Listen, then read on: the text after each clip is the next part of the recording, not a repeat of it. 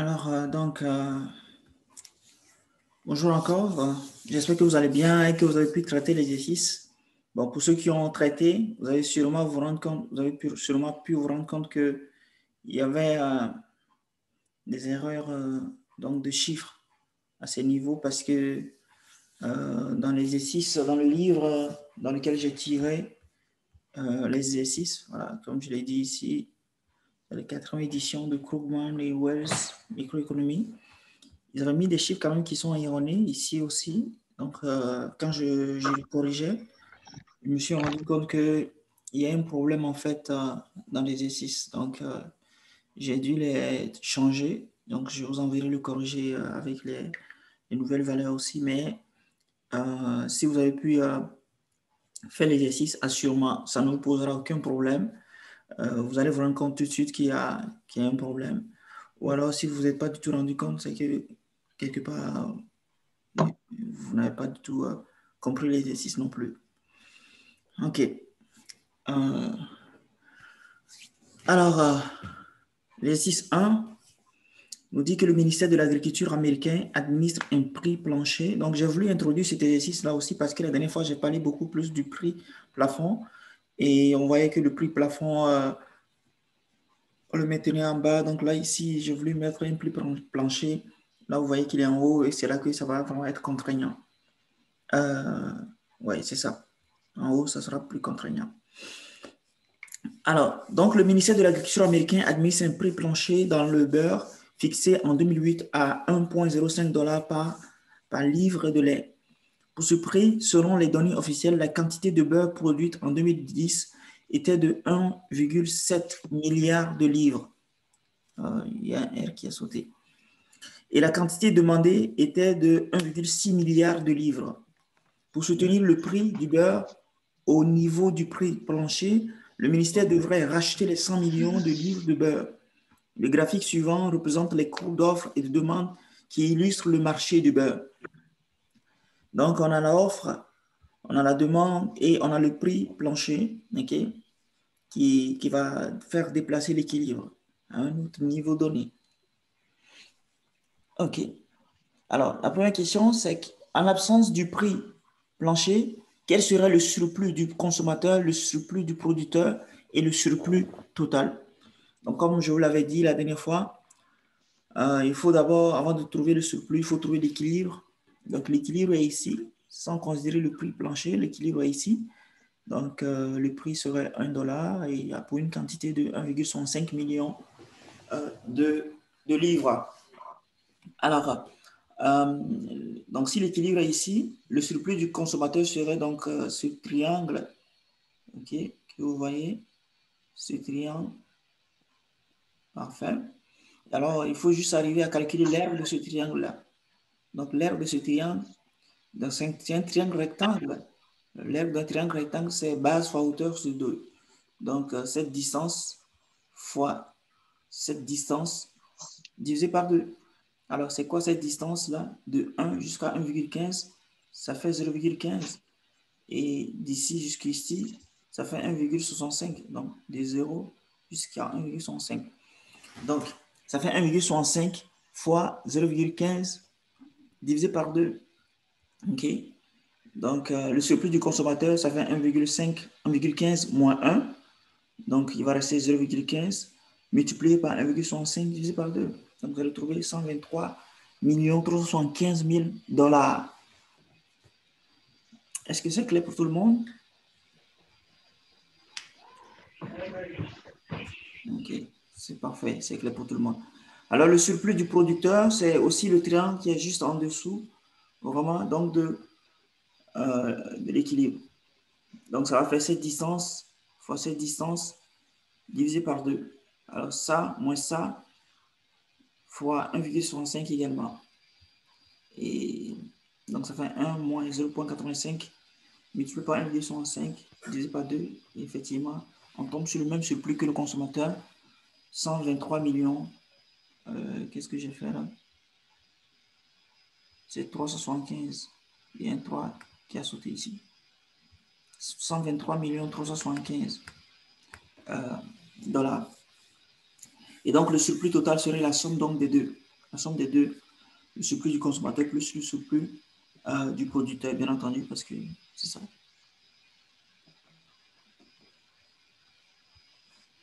Si vous voulez, vous pouvez le calculer aussi, parce que ça fait un triangle équilatéral, un triangle isocèle, pardon.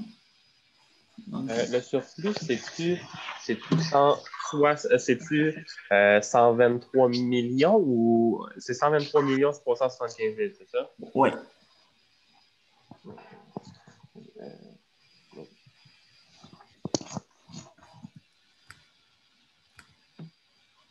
c'est ça. Alors, la question petit 2, avec le prix plancher de 1,05 par livre de beurre, les consommateurs achètent 1,6 milliard de livres de beurre. Quel est maintenant le surplus du consommateur? Ok. Alors donc, avec un prix plancher, vous voyez bien, si on a le prix plancher, c'est que l'équilibre serait là. Donc, ça va faire 1,6. Ok. Ça va faire 1,6 parce que le prix serait un peu élevé pour les consommateurs, donc ils vont moins acheter. Comme ça. Et donc, finalement, vous voyez que l'équilibre est là. Donc, le surplus du consommateur serait le triangle qui est juste au-dessus, okay, du prix d'équilibre. C'est ce triangle-là. Donc, ça va faire 1,15 moins 1,05 multiplié par cette distance qui est 1,6 divisé par 2. Okay. Donc, ça fait 1,15 moins 1,05 multiplié par 1,6, le tout divisé par 2. Et on trouve 80 millions de dollars. Est-ce que c'est clair pour tout le monde?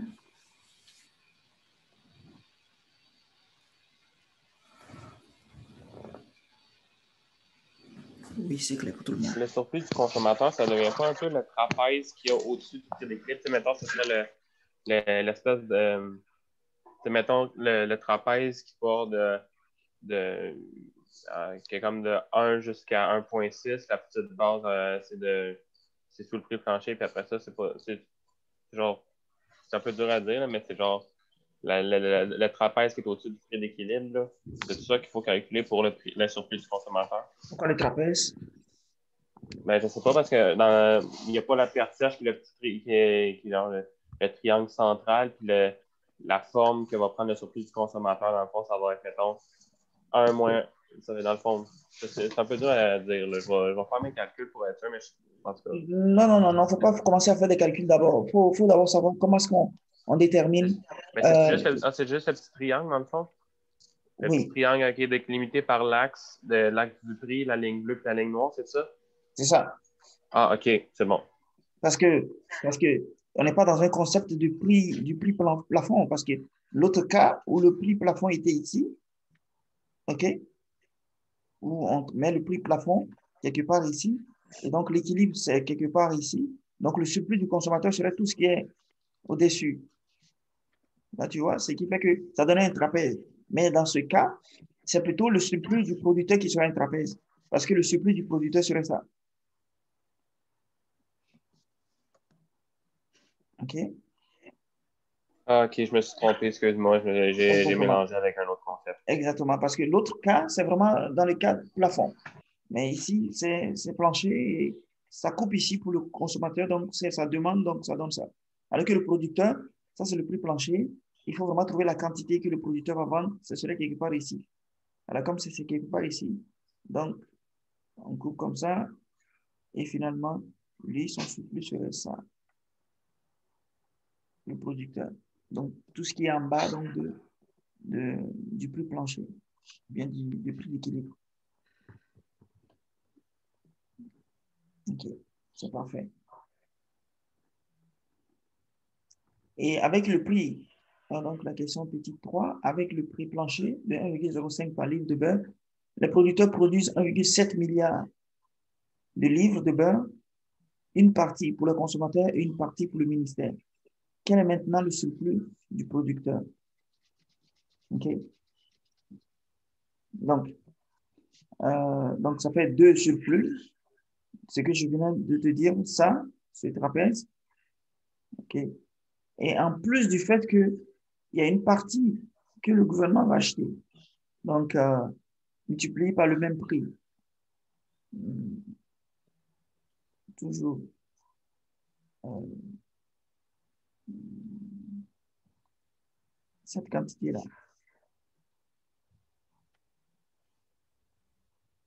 Parce que,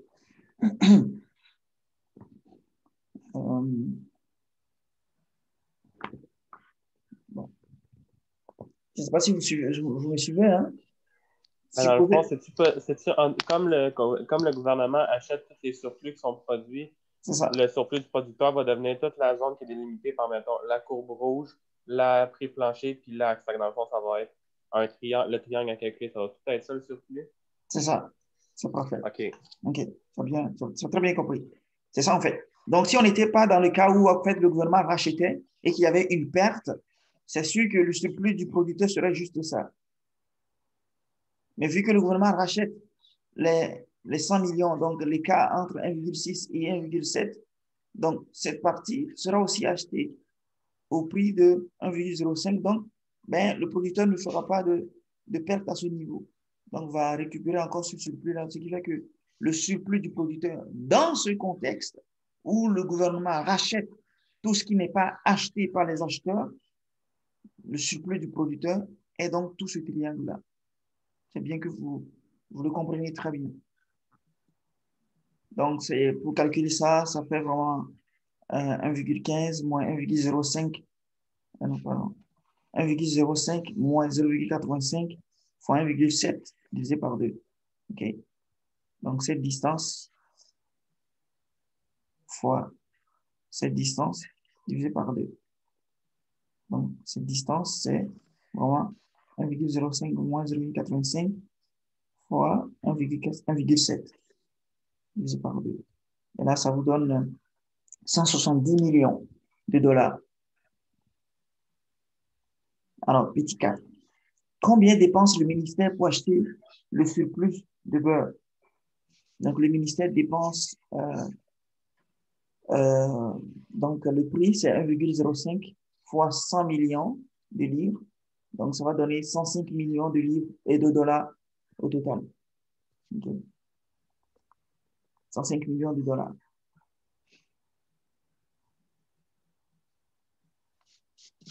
Parfait.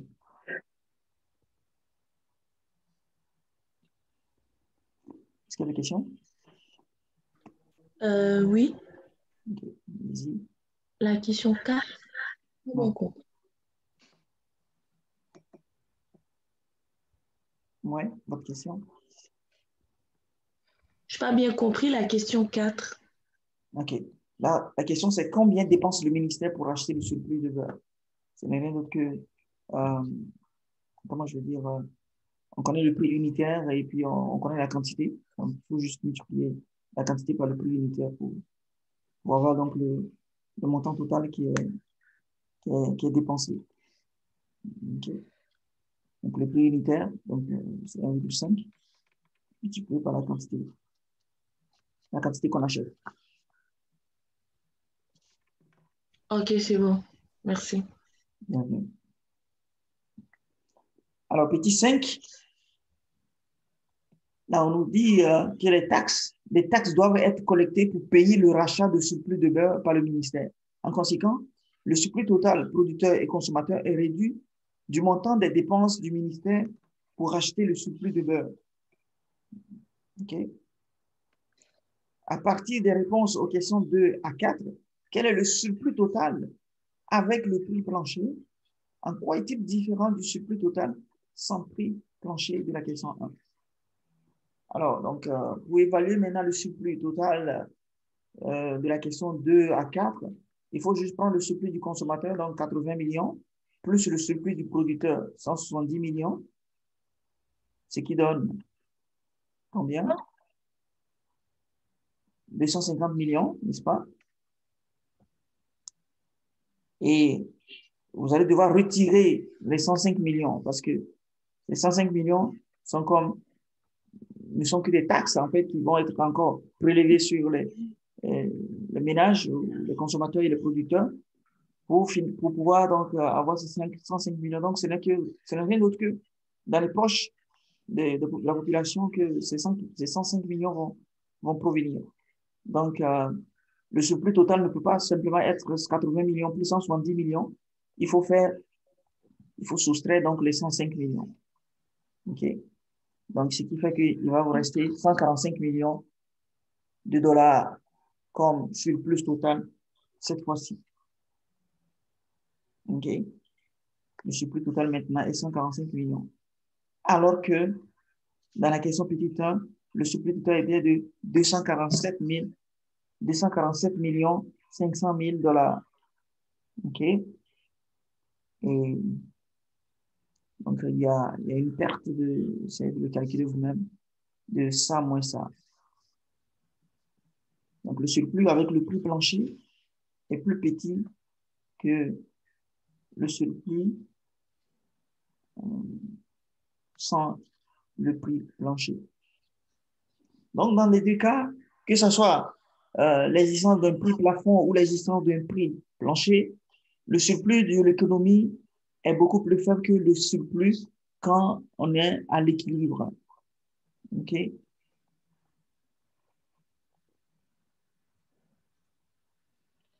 Donc, c'est pour juste, il faut comprendre que quand on laisse l'économie tourner d'elle-même, on atteindrait un optimum social.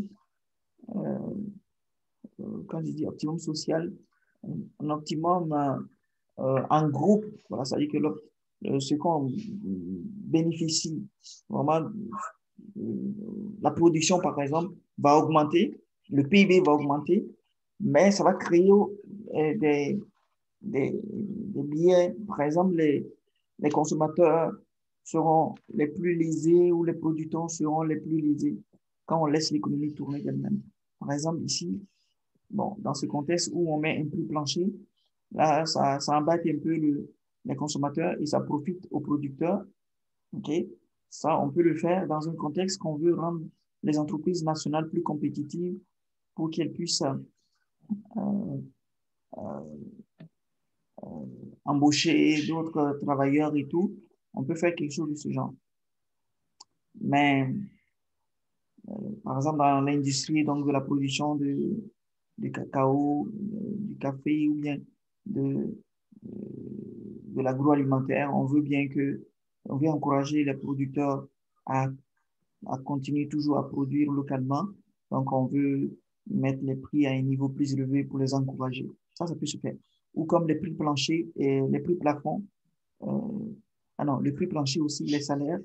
Donc, on peut mettre un salaire minimum donné pour pouvoir soutenir les ménages parce que quand eux, ils vont recevoir un salaire quand même assez élevé, ils vont pouvoir subvenir à leurs besoins donc, de chaque mois.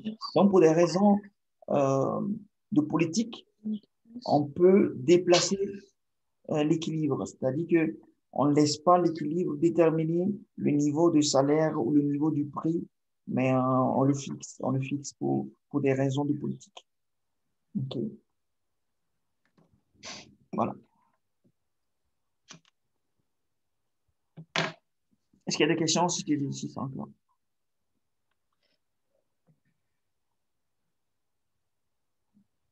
Bon, les gens d'exercices de ce genre vont venir à l'examen.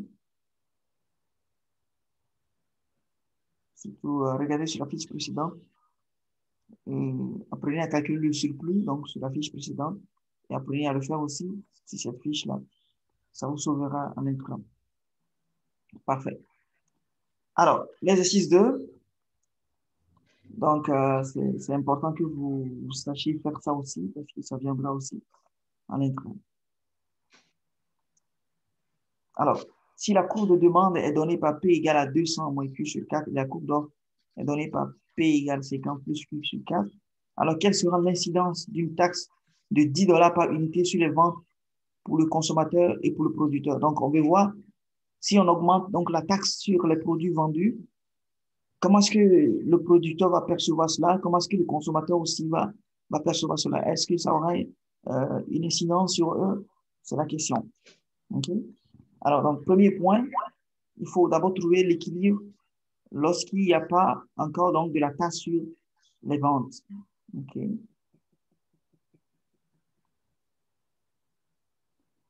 Donc, l'équilibre est donné par l'égalité entre la demande et l'offre. OK? Donc, 200 moins Q sur 4 égale à 50 plus Q sur 4. Ça va vous donner, calculer, vous allez voir, vous balancez le 50 ici, ça va faire 150 égale Q sur 4 plus Q sur 4, donc Q sur 2. Donc, Q, ça va faire 300. Donc, vous aurez une quantité d'équilibre de 300 et un prix de 125 $. OK?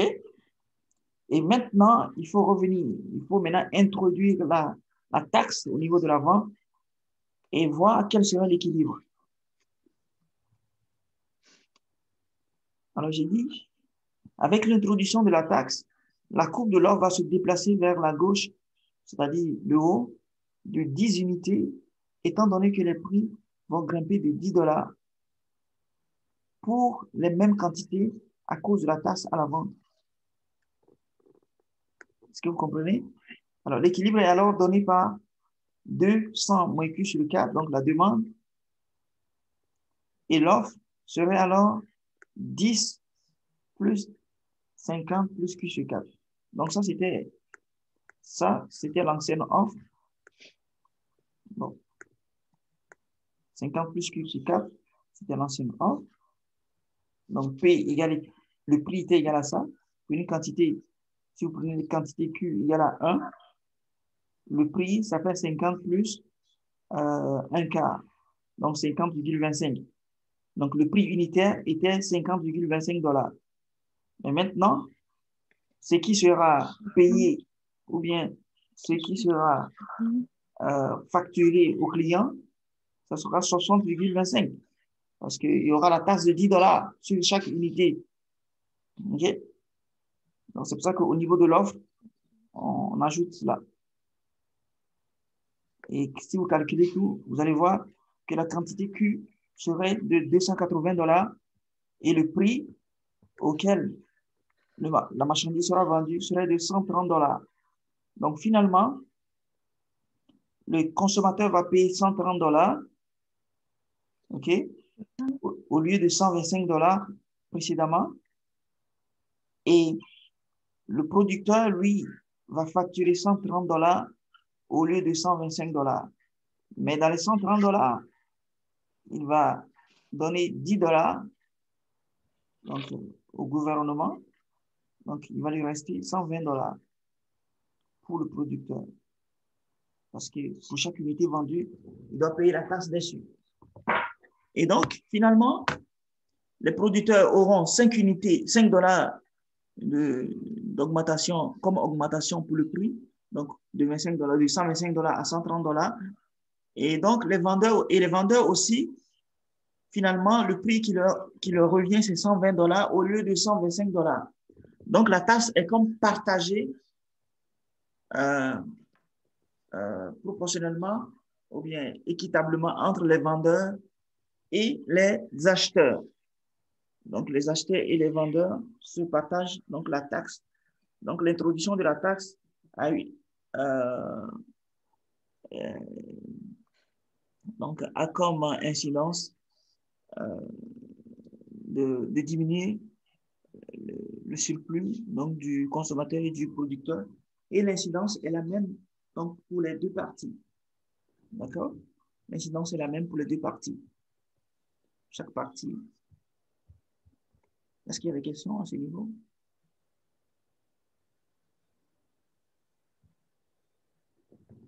Parfait.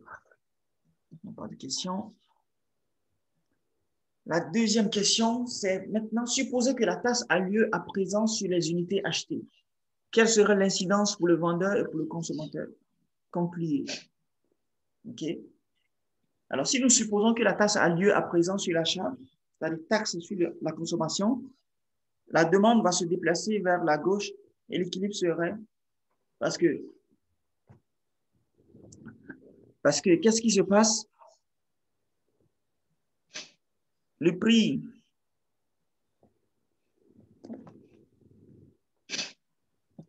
que le consommateur payait avant pour une unité, okay? Si le consommateur prend une unité, normalement, ça fait 200 moins 1 sur 4, donc ça fait 180 $19,75 pour une unité. Et maintenant, c'est que si il finit, s'il achète à 19,25 $ cette unité, il doit payer la taxe là-dedans, ok? C'est-à-dire que, supposez que on lui donne le produit et puis il doit donner une partie de la valeur parce que la manière dont le client valorise le produit, c'est ça qui est donné par cette équation, la demande. Donc, si il prend le produit, il doit donner une partie au gouvernement. C'est comme considérer qu'il n'y a pas de l'argent dans l'économie.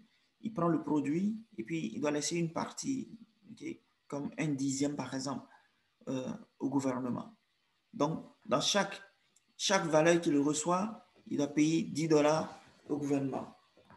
Ce qui fait que la valeur intrinsèque de son bien diminue. Okay? La valeur, le prix, c'est vrai que le prix payé va augmenter, mais le prix, prenons au Québec, les gens auront du mal à voir ça. Je ne sais pas si tout le monde est au Québec, mais si vous êtes déjà allé aux États-Unis, vous allez vous rendre compte que les produits ne sont pas vendus comme ils sont vendus ici. Ici, les prix sont affichés hors taxe. Okay? Donc, les prix sont affichés hors taxe. Donc, ce que vous payez, ce n'est pas ce qui est affiché. Alors qu'aux États-Unis, ce que vous payez, c'est ce qui est affiché. Donc, la taxe est déjà incorporée dans le prix. Okay? Ce qui fait que si vous cherchez réellement votre prix, le prix de votre bien, donc vous allez devoir retirer la taxe. OK? Vous allez devoir retirer la taxe sur le prix affiché aux États-Unis. Là, vous retirez le prix, la taxe du prix affiché et vous allez pouvoir retrouver le prix intrinsèque du bien, comme au Québec par exemple. Donc, quelqu'un qui est au Québec aura du mal à comprendre pourquoi on doit faire moins 10. Okay? Parce que le prix qui est affiché ici, c'est déjà le prix avec la taxe, le prix sans la taxe. Donc, c'est ce prix-là, en fait, qui est le prix du produit pour vous. C'est ça que vous valorisez.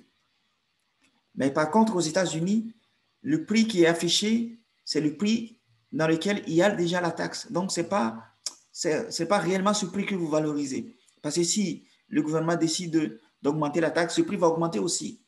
Mais ça ne veut pas dire que vous vous accordez une valeur supérieure à ce bien non plus. La valeur que vous accordez au bien, c'est le prix intrinsèque du bien.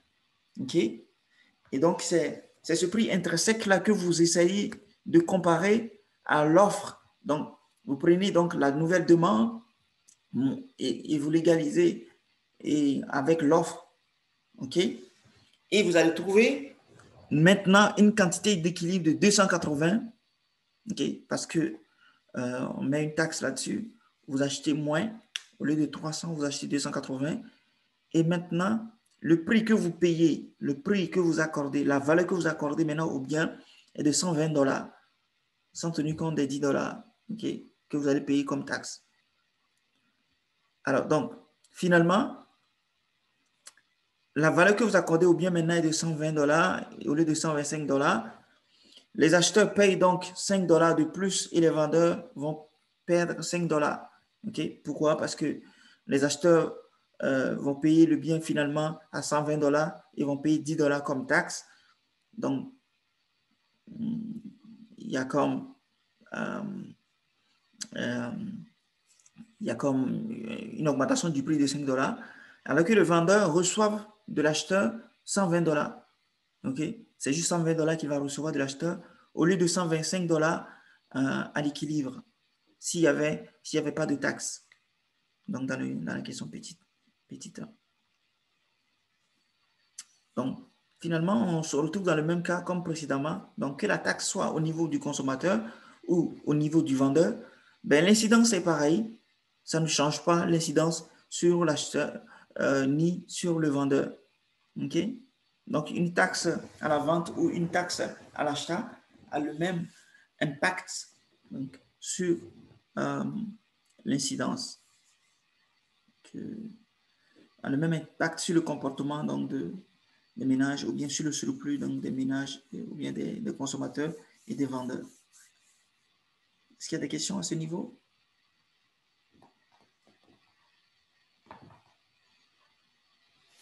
Parfait. Alors, donc, la question petit 3 nous demande si la courbe de demande avait été plus inélastique, quelle serait l'ampleur de cette incidence pour l'acheteur?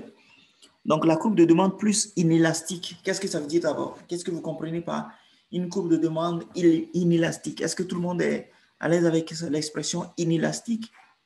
Ben, inélastique, ça veut dire que la droite se rapproche d'être parfaitement parallèle à l'axe du prix. Dans le fond, ça va être une droite de plus en plus verticale. C'est ça. Et comment est-ce que ça se traduit dans la réalité, en fait? C'est que peu importe comment la courbe d'offre va se déplacer, la demande va rester la même, fait que le consommateur est prêt à payer n'importe quel prix, dans le fond, pour avoir son bien. Ouais, c'est ça en fait. Donc, quand on a une demande qui est inélastique, c'est que quelque part, on est inélastique, c'est comme quelqu'un qui est rigide. Hein. Inélastique, c'est comme la rigidité. C'est comme le gars, il n'est pas flexible. Voilà.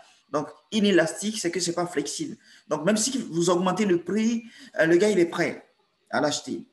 Mais quelqu'un qui est flexible, si vous augmentez le prix, il va fuir. Okay? Donc, l'élasticité, comme on va le voir dans le 6.3 encore. Donc, si vous augmentez le prix, il va aller prendre autre chose. Si vous augmentez le prix de McDo, il va aller à A&W. Si vous augmentez le prix de... Si Ultramar augmente son prix, ben, tout le monde va aller peut-être chez Petro-Canada. Donc, euh, euh, c'est ça l'élasticité. Mais quand le consommateur est inélastique donc dans sa demande, donc peu importe comment est-ce que le prix va bouger, il est prêt à acheter, là encore, il est prêt à acheter. Okay. Donc, j'essaie de faire un graphique pour montrer ça. Donc, ça, c'était l'offre. Ça, c'est la demande. Et on essaie donc d'avoir une taxe okay, sur l'achat, sur la vente, la taxe sur la vente. Donc, ça va faire déplacer l'offre vers le haut. Okay. Quand l'offre se déplace vers le haut, donc le prix aussi va se déplacer de P1 vers P2. Et j'ai pris un autre cas où la demande est beaucoup plus droite, donc ça tend vers à être parallèle à l'axe des ordonnées. Donc, quand ça se déplace, vous voyez bien, l'équilibre se déplace d'ici vers là, et le prix de P1 à P2, l'écart ici est plus élevé que l'écart ici. Et je l'explique. J'ai dit, si la courbe de demande avait été plus inélastique, à ne pas confondre élastique, parce que devant, on peut vous mettre élastique, ben, la réponse change totalement. Donc, c'est mieux pour vous de comprendre que de mémoriser. Donc, si la courbe de demande avait été plus inélastique, l'incidence de la taxe sur l'acheteur serait plus grande, effectivement, comme vous le voyez. Mais pourquoi? Parce que l'inélasticité traduit le fait que l'acheteur n'a de substitut pour ce bien. Quel qu'en soit le prix, il est prêt à en acheter. Donc, la hausse du prix ne peut que augmenter sa perte. Okay? Donc, si on augmente la taxe, ça va beaucoup lui faire mal. Par contre, si sa courbe était élastique, si on augmente la taxe sur Ultramar, parce que Ultramar importe le pétrole des États-Unis, donc la taxe à l'importation et le prix du pétrole d'Ultramar est beaucoup plus élevé, ben, les clients vont se tourner vers Petro-Canada qui se ressource dont le pétrole provient donc du territoire canadien. OK? Voilà. Donc, il y a une élasticité donc, de la demande au niveau du pétrole. Par contre, si c'est inélastique, c'est un bien qu'on ne peut pas, substituer, comme quoi, par exemple, je ne sais pas, les fruits, je ne sais pas, la nourriture, l'alimentation. Ce sera difficile. Nul ne peut dire qu'il va arrêter de manger pour juste se nourrir du gaz. Donc, on va tous subir. OK. Est-ce qu'il y a d'autres questions? J'espère que vous comprenez bien quand même et que je vous explique bien. Parfait. S'il n'y a pas d'autres questions, c'est que tout va bien. Alors, ici, je vais vous présenter quelques cas donc, de l'élasticité, inélasticité, comprendre le concept, savoir le manipuler. Donc, je dis, dans chacun des cas suivants, pensez-vous que l'élasticité prix de l'offre est parfaitement élastique, parfaitement inélastique ou élastique, mais pas parfaitement élastique, ou alors inélastique, mais pas parfaitement inélastique. Expliquez à l'aide d'un diagramme. Alors, petit 1, on nous dit une augmentation de la demande cet été pour les croisières de luxe entraîne un énorme bond des prix de vente d'une cabine de Queen Mary 2. OK? Donc, une augmentation de la demande cet été a entraîné une augmentation du prix. Donc, comprenez bien la notion donc, de l'élasticité prix. L'élasticité prix mesure en fait la proportion dans laquelle varierait la demande si le prix variait de telle, ou bien la proportion dans laquelle varierait le prix si la demande variait de telle. OK? Donc, si cette valeur est grande, ça veut dire vraiment que c'est élastique. OK? Donc, souvenez-vous, ici, je disais que peu importe comment est-ce que le prix va augmenter, le client est toujours prêt à acheter le produit parce que sa demande est inélastique. Le client, le consommateur n'a pas d'autre substitut. Donc, quand on a un substitut, dans ce cas, par exemple, McDo et A&W, c'est que quand le prix de McDo va augmenter, tout le monde va aller consommer Mama Burger et Papa Burger. Mais si le prix de A&W augmente trop, tout le monde va consommer McDo. Donc, ce sont des biens qui se substituent, qui sont des substituts. Mais quand le bien n'a pas de substitut, dans ce cas, quand le prix augmente, ben, le client achète toujours. Donc, dans ce cas, l'élasticité est faible parce que quand bien même le prix a augmenté, la demande n'a pas changé. Quand bien même le prix a augmenté, la demande n'a pas changé. Autrement dit, c'est inélastique. Donc, ça se mesure donc avec l'élasticité prix. Donc ici, l'offre est parfaitement inélastique. C'est-à-dire, la quantité de cabines sur le Queen Mary 2 est fixe. À mesure que la demande augmente, un déplacement vers la droite de la courbe de la demande, le prix d'une cabine sur le Queen Mary augmente, sans augmentation de la quantité fournie. Okay. Donc, l'offre étant inélastique, on a la demande qui a augmenté et le prix a augmenté. Okay. Le prix a augmenté.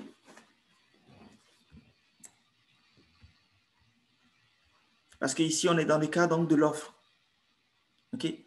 La demande pour bouger, mais ici, on analyse essentiellement l'offre. Donc, une augmentation de la demande cet été pour les croisières de luxe entraîne un énorme bond des prix de vente d'une cabine. Mais ce qu'il faut analyser, c'est pensez-vous que l'élasticité prix de l'offre est, donc il faut regarder, est-ce que l'offre est élastique ou inélastique? Pourquoi est-ce que, donc la question qu'on se pose, pourquoi est-ce que quand la demande augmente, on voit que le prix augmente énormément? Ben, le prix augmente énormément parce qu'il n'y a pas d'autres cabines qui s'ouvrent pour accueillir ces personnes-là. Donc, comme le nombre de places est réduit, ben, le prix va exploser. Okay. Donc, c'est ce graphique qui illustre un peu la situation. Donc, la demande était ici. Quand la demande se déplace là, on voit que le prix explose. Par contre, si l'offre était penchée, non, je ne l'ai pas fait. Si l'offre était penchée comme ça, un peu penchée, vous allez voir que ça va quitter ici pour aller ici. Et donc, le prix va légèrement juste augmenter. OK. Le petit 2. Le prix d'un kilowatt d'électricité est le même pendant les périodes de forte demande d'électricité comme pendant les périodes de faible demande d'électricité. Oh. C'est-à-dire le prix ne change pas du tout, quand bien même la demande augmente. quand bien même la demande augmente, le prix ne change pas. Autrement dit, que l'offre est parfaitement élastique, c'est-à-dire horizontale. OK? Par exemple, à mesure que la demande augmente en période de forte demande d'électricité, le prix ne change pas, mais la quantité fournie change. Ça. OK. Est-ce que ça fait du sens? OK. Alors, la question petit 3, c'est moins de voyageurs veulent voyager en février que pendant tout autre mois. OK. Les compagnies aériennes ont annulé environ 10% de leurs vols car les prix des billets baissent d'environ 20% au cours de ce mois. Pourquoi? Alors, il faut juste analyser donc l'offre. Donc, la demande, c'est ici, la demande a baissé. Moins de voyageurs veulent voyager en février. Donc, la demande va baisser. OK? Donc, on s'attend à ce que quand la demande baisse, que le prix fasse quoi? Que le prix baisse, n'est-ce pas? Mais est-ce qu'on s'attend à ce qu'il baisse trop ou pas? Donc, il faut aller calculer l'élasticité. Donc là, j'ai calculé l'élasticité, ce qui induit une élasticité prix de l'offre de 10% par rapport à 20%. Parce qu'ils disent que l'offre, les compagnies aériennes ont annulé environ 10% de leur vol. Donc, les vols ont baissé de 10%, et alors que les prix ont baissé de 20%. Donc, 10% et les prix ont baissé de 20%. Donc, la variation de l'offre par rapport à la variation du prix. Donc, 10% divisé par 20%, ça fait 0,5. Donc, c'est vraiment, ce chiffre n'est pas grand, il est petit. OK? Il est inférieur à 1. Donc, on peut dire que l'offre est inélastique, mais pas parfaitement inélastique. Il serait parfaitement inélastique si c'est vraiment proche de 0. OK?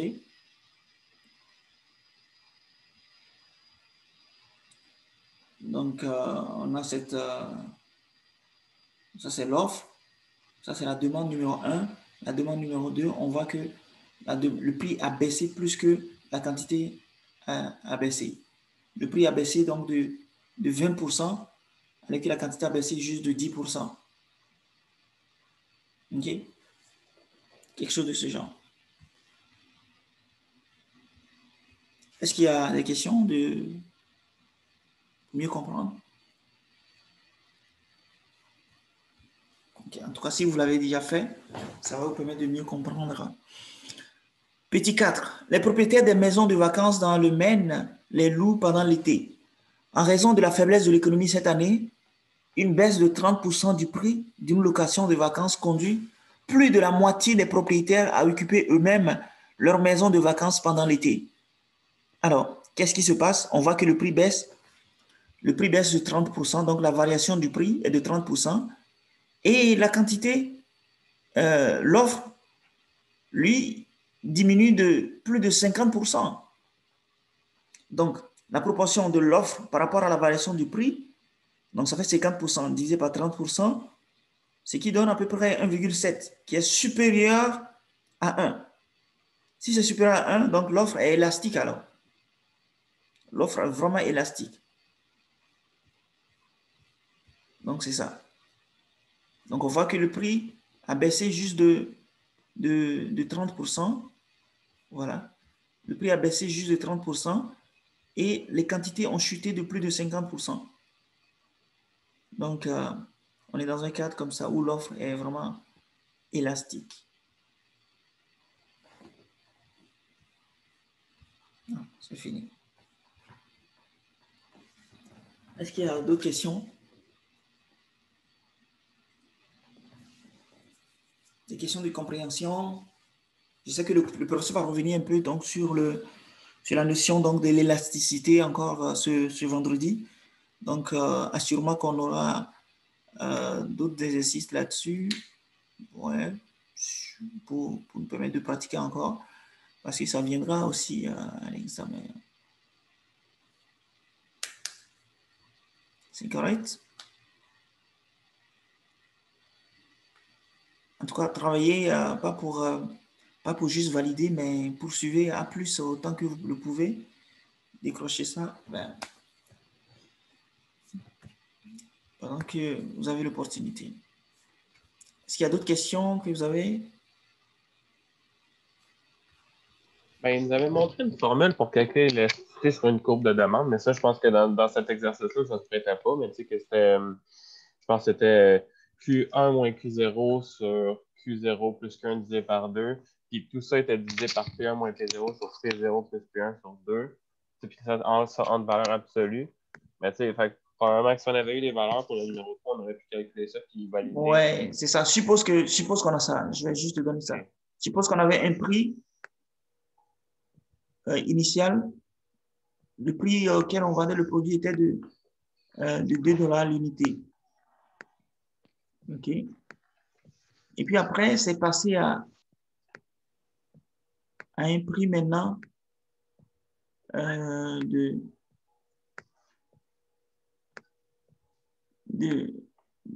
$6. Et puis, la demande, la quantité que les gens voulaient acheter avant, bon, je vais supposer que c'est la demande, hein, bon, on peut être dans une offre ou la demande, peu importe. Les gens étaient prêts à acheter 20.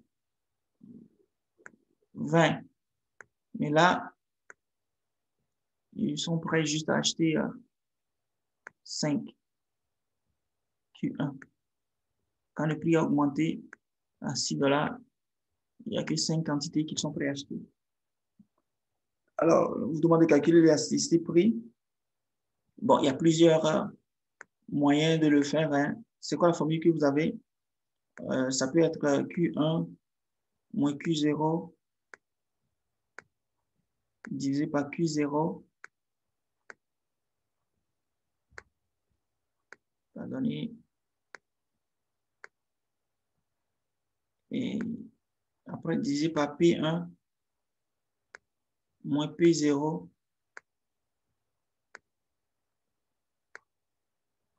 divisé par P0. C'est ça que vous avez ou bien il y a un 2 quelque part? C'est que dans le fond, j'imagine que ça fonctionne, mais c'est sûr que si je pouvais. C'est sûr que si, à la limite, parce que ce qu'il nous a donné, nous, c'est Q1 moins Q0. Juste ça, c'est divisé par Q0 plus Q1, la moyenne de Q0 plus Q1. Ensuite, tout ça était divisé en bas par P1 moins P0 divisé par la moyenne des P0 et P1. Ça, c'est en valeur absolue. OK, c'est-à-dire que ce qui est en bas ici, c'est Q1 plus Q0 plus Q1 divisé par 2, c'est ça? Oui. Bon, c'est Donc, pareil, ça traduit le même concept. Oui, j'imagine ça en est au même. Là. Parce que ici, c'est pour voir vraiment, ça c'est le taux auquel ça augmente. OK? Le taux auquel, en fait, la quantité augmente, ça c'est le taux auquel le prix aussi augmente. Mais bon, chacun a sa manière de normaliser. Donc, au lieu de normaliser par Q1, donc on veut normaliser par Q0, c'est-à-dire en divisant par ce monsieur qui s'appelle le médian, ou bien au lieu de diviser par Q0, on divise par Q1 plus Q0 divisé par 2. Okay? C'est comme le médian donc, entre Q0 et puis Q1. Au lieu de diviser par Q0, parce que normalement, quand on calcule un taux de croissance, on prend la valeur finale moins la valeur initiale divisé par la valeur initiale. Mais ici, vous pouvez diviser par la valeur médiane pour équilibrer les choses. C'est pour ces genres de raisons. Mais si vous mettez ces formules-là dans le cours, moi, je vous donnerai la valeur, le point. Mais si quelqu'un met ça aussi, je lui donnerai le point aussi. Mais je sais qu'en général, les étudiants, ils me mettaient ça, mais moi, je n'ai jamais mémorisé cette formule-là. Et donc, c'est avec ça tu vas remplacer juste ça. Donc, vous allez faire le calcul à l'examen. Tu remplaces 5 moins 20 divisé par 5 plus 20 divisé par 2. Ensuite, tu fais... Ben, c'est sûr que si tu prends ça dépend de la formule que tu prends, parce que ça donne deux valeurs qui sont différentes, là, mais si jamais...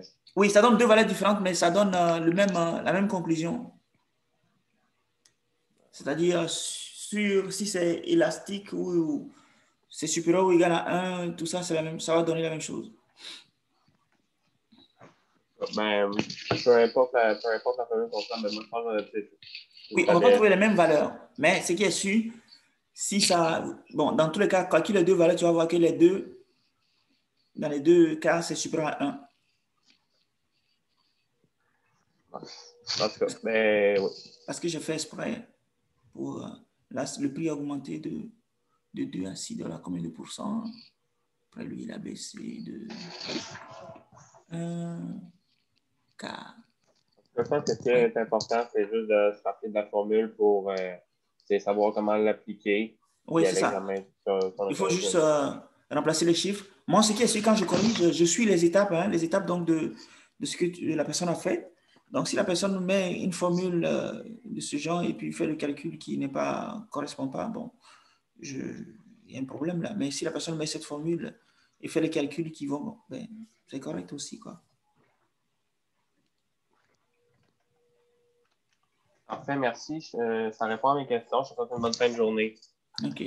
Merci bien à toi aussi. OK.